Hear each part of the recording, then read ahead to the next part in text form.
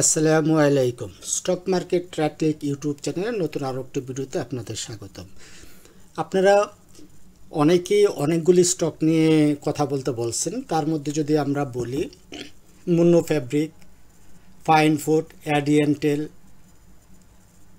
আমরানেট, জেনেক্সাল, beach hatchery, E generation, Capitec, ICB Sonali, golden jubilee, trust mutual fund, trust bank mutual fund, best holding, BPML, GQ ballpen, Magura প্লেক্স,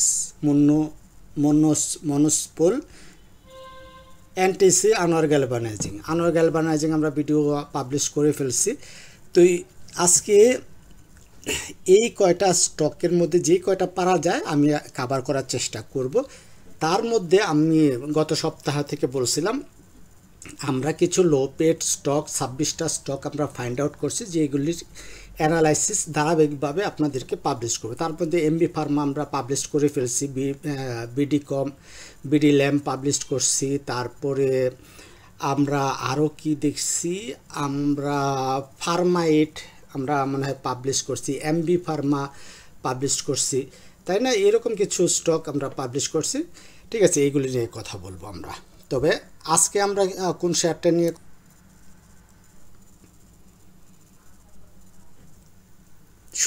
শুরুতে আমরা বিপিএমএল নিয়ে কথা বলবো। তবে পুরো আলোচনা জুড়ে আমি রাইটক্লিক জাকারে আছি আপনাদের সাথে, আর আপনারা দেখছেন স্টক মার্কেট রাইটক্লিক ইউটিউব চ্যানেল। শুরু করার আগে বলতে চাই, শেয়ার বাজারে বিনিয়োগ ঝুঁকিপূর্ণ, তাই জেনে বুঝে নিজের ইচ্ছায় বিনিয়োগ করবেন। আমার আলোচনা বা অ্যানালাইসিস আপনার বাই সেল নির্দেশনা প্রদান করে না। আমরা চলে আসলাম বিপিপিএল, বারকা পতেঙ্গা পাওয়ার। এই শেয়ারটা নিয়ে অনেকে আপনারা রিকোয়েস্ট করছেন কথা বলার জন্য। আমরা 16 তারিখে এই বিপিপিএল নিয়ে কথা বলছিলাম, 16 তারিখ। ঠিক আছে, 16 তারিখে আমরা কি বলছিলাম দেখেন, এইখানে এই ব্যাপারটা দেওয়া আছে। আমরা এই যে এই টাইটেলে আমরা সেটা নিয়ে কথা বলছিলাম যে এই ক্যান্ডেলটাকে মাদার ক্যান্ডেল ধরলে এর নিচে যদি শেয়ারটা নেমে যায় তাহলে কারেকশন অবধারিত, এবং তার উপরে গেলে আমরা শেয়ারটাতে বাই করার অপরচুনিটি খুঁজতে পারি। কত এই 11 মিনিট 19 সেকেন্ড থেকে যদি আপনি দেখেন তাহলে ব্যাপারটা বুঝবেন। পাশাপাশি আপনার এই যে রিংশাইন, তারপরে নাভানা সিএনজি, এসপি সিরামিক, ই জেনারেশন, এই ব্যাপারগুলি আপনারা পেয়ে যাবেন। চলুন আমরা মূল আলোচনায় আমরা চলে যাই। তাহলে আমাদের এই যে জোনটা আমি ড্র করে রাখছি এটা হলো ডিস্ট্রিবিউশন জোনের মধ্যে এই যে একবার নেমে গেছিল আমাদের এই যে কত 14 টাকা 70 পয়সার নিচে নেমে আবার শেয়ারটা উঠলো। এই যে একটা ক্যান্ডেল, এই ক্যান্ডেলে আরেকটা নিশ্চিত করলো 26 তারিখ যে শেয়ারটা উপরে যাওয়ার ক্ষমতা হারাচ্ছে, দিন দিন হারাচ্ছে। পাশাপাশি যদি আমরা আরএসআই দেখি, আরএসআইও কিন্তু দিন দিন কমে যাচ্ছে। তার মানে শেয়ারটা ডিস্ট্রিবিউশন যে এখানে হচ্ছে বা প্রফিট টেকিং হচ্ছে এটা নিশ্চিত। তাহলে আমরা কি করব?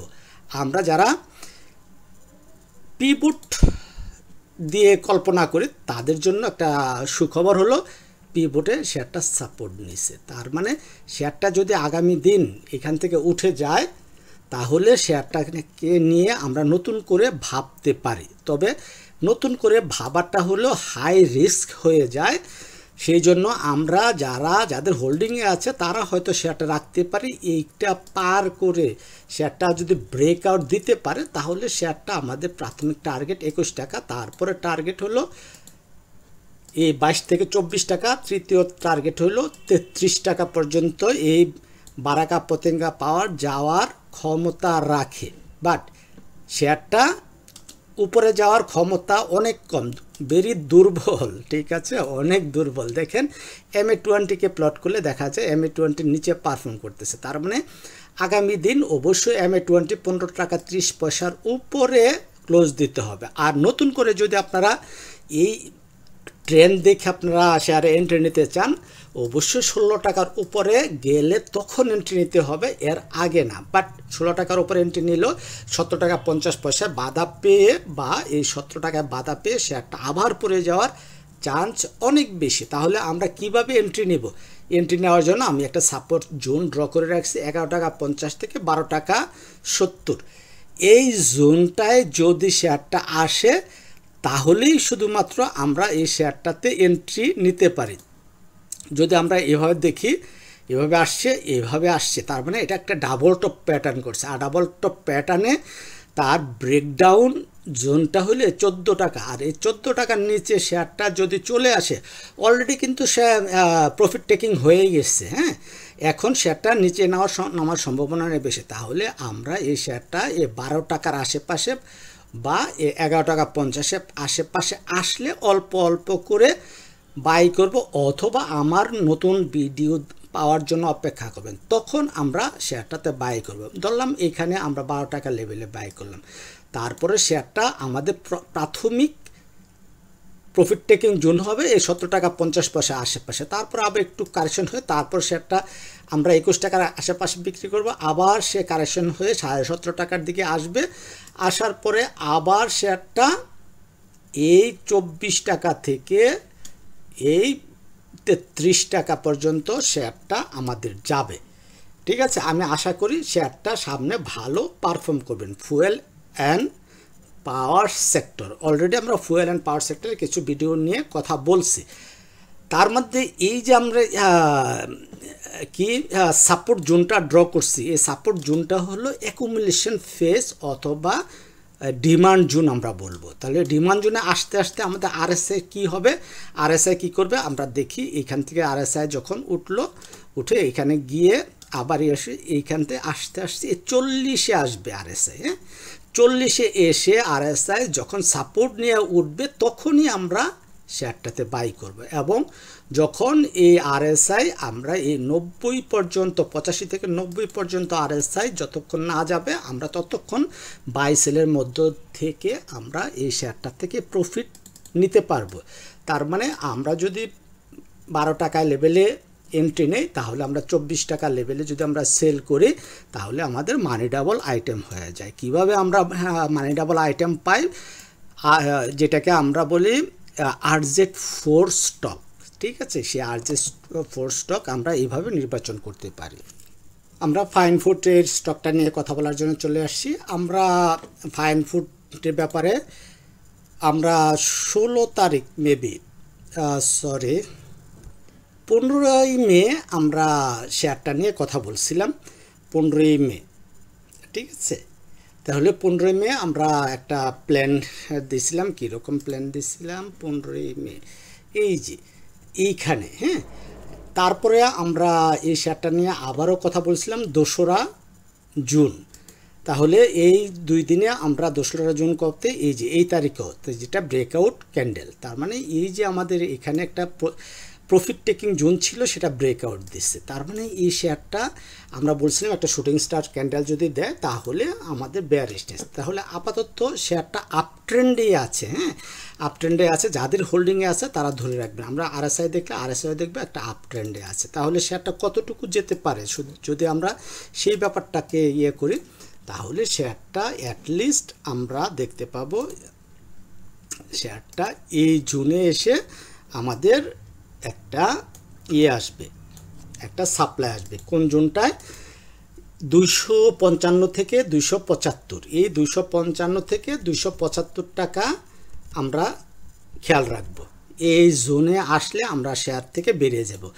এবং যাদের আমাদের হোল্ডিং আছে এইটাও খেয়াল রাখবো, যেহেতু আমাদের আরএসআই কত আছে? 87 আছে। তার মানে এখন থেকে যতদিন শেয়ারের দাম বাড়বে শুধুমাত্র ততদিনই শেয়ারটা হোল্ডিংয়ে রাখবো। যেদিন একটা শুটিং স্টার ক্যান্ডেল আমাদেরকে দিবে সেদিন থেকে আমরা আস্তে আস্তে প্রফিট টেক করা শুরু করব। শুটিং স্টার ক্যান্ডেল কোনটাকে বলে চলেন আমরা দেখি। মানে এই যে একটা ক্যান্ডেল ড্র করলাম, এই ক্যান্ডেলটাকে বলে শুটিং স্টার ক্যান্ডেল। তাহলে এই রকম ক্যান্ডেল যেদিন আমরা পাবো সেই দিন আমরা আস্তে আস্তে সেল করা শুরু করব। পাশাপাশি ভলিউমটা দেখেন যে ভলিউম কি পরিমাণে আছে। এর উপরে 1,000,000 লাখ 4.5 লাখ ভলিউম এই ক্যান্ডেল। তার মানে এই 4.5 লাখ ভলিউমের উপরে যদি এরকম একটা শুটিং স্টার ক্যান্ডেল দেয় তখন থেকে আমরা শেয়ারটা সেল করা শুরু করব। তারপরেও আমরা অল্প অল্প রাখবো, মানে অল্প অল্প সেল করতে থাকবো। অ্যাটলিস্ট আমরা যদি শেয়ারটা সামনে বাড়তে থাকে এই 255 থেকে 275 পর্যন্ত আমরা শেয়ারটা পেতে পারি। বিছাছার শেয়ারটা নিয়ে আপনাদের মেবি আমি কথা বলছিলাম কোনো একটা ভিডিওতে, আমার ডেটটা মনে নাই সে কারণে বলতে পারতেছি না। বিসিএসের শেয়ারটা যেই জায়গায় আছে, এই যে এরকম একটা বক্স থেকে আপনারা বলছিলাম এটা একটা অ্যাকুমুলেশন রিঅ্যাকুমুলেশন ফেজ, মানে এই ফেজটাতে যদি শেয়ারটা উঠে যায় তাহলে শেয়ারটা বুলিশ। তাহলে আপনাদের যাদের হোল্ডিংয়ে আছে শেয়ারটা অ্যাটলিস্ট এই 42 টাকা 70 পয়সার উপরে না যাওয়া পর্যন্ত এই শেয়ারে নতুন করে বাই করবেন না বা অ্যাভারেজ করবেন না। যদি আপনাদের 42 টাকা 70 পয়সার উপরে পারফর্ম করতে পারে তাহলে আপনারা নতুন করে বাই করবেন অথবা অ্যাভারেজ করবেন। আর নতুন করে যারা বাই করবেন তাদের স্টপ লস পয়েন্টটা হবে এই 40 টাকা 50 পয়সা। ঠিক আছে, মনে থাকবে স্টপ লস পয়েন্ট হবে 40 টাকা 50 পয়সা। তাহলে আপনারা কিনবেন 42 টাকা 70 পয়সার উপরে ক্লোজিং নিশ্চিত হলে বাই করবেন, আর 40 টাকা 50 পয়সা আপনাদের স্টপ লস। তাহলে প্রফিট টার্গেট কি হতে পারে? এই 47 থেকে 49 প্রাথমিক প্রফিট টার্গেট 47 থেকে 49, আর দ্বিতীয় প্রফিট টার্গেটটা হবে আমাদের এইটুক 54 থেকে 60 টাকা। এই দুইটা আমরা প্রফিট টার্গেট ধরে আমরা বাই করব। কিন্তু আমার যেটুক মনে হয়, আমরা আরএসআই দেখি আর যাই দেখি, যেভাবে দেখি আমার মনে হয় এই শেয়ারটা হয়তো এখান থেকে একটু আপ হয়ে এরকম করতে পারে, এখান থেকে এইটুকু আইসা এইখানে এসে শেয়ারটা আবার চলে আসবে, নিচে চলে আসবে সেই 32 টাকা লেভেলে আমরা এই শেয়ারটাকে দেখতে পারি, সম্ভাবনা আছে। বাট যেহেতু আমরা বললাম 40 টাকা 50 পয়সা আমাদের স্টপ লস, তাহলে নতুন করে আপনারা যারা বাই করবেন 40 টাকা 50 পয়সার নিচে ক্লোজ দিলে কোনোভাবে এই শেয়ারে থাকা যাবে না। বেস্ট হোল্ডিং শেয়ারটা নিয়ে মেবি আপনাদের সাথে কথা বলছিলাম এই দিকে, হয়তো এই রেঞ্জে। তখন বলছিলাম আপনাদের এই 15 টাকা 40 পয়সার উপরে ক্লোজিং নিশ্চিত হলে শেয়ারটা বাই করার জন্য, এবং এইটা আমরা একটা অ্যাকুমুলেশন জোন ড্র করে দিচ্ছিলাম। ঠিক আছে, তার মানে শেয়ারটা এখনও অ্যাকুমুলেশন জোনে আছে এবং অ্যাকুমুলেশন জোনটা একটু বড় হয়েছে, এক্সপান্স হইল। হ্যাঁ, আমরা এখন ধরতে পারি অ্যাকুমুলেশন জোনটা এইটুক পর্যন্ত। ঠিক আছে, তাহলে এই অ্যাকুমুলেশন জোনের ভিতরে যতক্ষণ আছে শেয়ারটা আমাদের নিরাপদ আছে। কত? 14 টাকা 50 থেকে 15 টাকা 40। তাহলে উপরে ব্রেকআউট দিলে ব্রেকআউট, আর নিচে ব্রেকআউট দিলে নিচের দিকে শেয়ারটা যাবে। তাহলে আমরা এটাকে নতুন করে যদি আমরা বাইয়ের কথা চিন্তা করি, তাহলে দেখেন পিভটটা 15 টাকা 40, তার মানে 15 টাকা 40-এর উপরে শেয়ারটা যদি না যায় তাহলে খুব একটা শেয়ারটা নিয়ে ভালো কিছু ভাবা যায় না। তবে আমরা শর্ট করে একটা ট্রেড আমরা নিতে পারি। কিভাবে ট্রেড নিতে পারি? এইটাকে আমরা যদি মাদার ক্যান্ডেল ধরে আমরা এই যে 15 টাকা, এই 15 টাকার উপরে যদি শেয়ারটা আগামী দিন আমাদের পারফর্ম করে তাহলে আমরা শেয়ারটাতে বাই করব। সেই ক্ষেত্রে আমাদের স্টপ লস হবে এই 14 টাকা 50 পয়সা স্টপ লস ধরে শেয়ারটাকে 15 টাকার উপরে আমরা 3-এর 1 কোয়ান্টিটি, মানে আমরা 3টা ধাপে আমরা শেয়ারটা বাই করব। কিভাবে?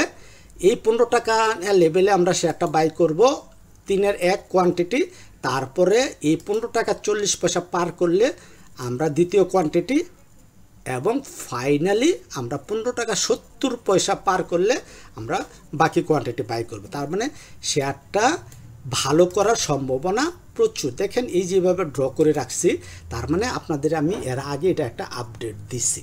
সো ওই ভিডিওটা খুঁজে দেখবেন, ওখানে কি বলছে আজকে শর্টে বললাম। আর আমরা যদি এটাকে দেখি, আমরা রিস্ক রিওয়ার্ড রেশিও হিসাব করি, তাহলে দেখবে 1:3.6, মানে 1 টাকা লসের এগেনস্টে আমরা 3.5 টাকার উপরে প্রফিট করার চান্স আছে।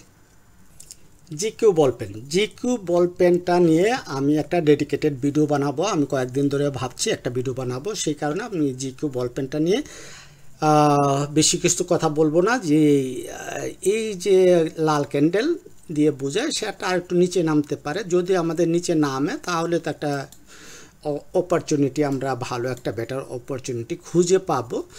এর সাপোর্ট লেভেলটা হলো 150 টাকা, আর এখন আছে 160 টাকা। তাহলে এই শেয়ারটা যদি আর একটু নিচে নামে তাহলে আমাদের জন্য সুবিধা হবে। এবং ভলিউম দেখেন আস্তে আস্তে কমতে ভলিউম ড্রাই হয়ে আছে।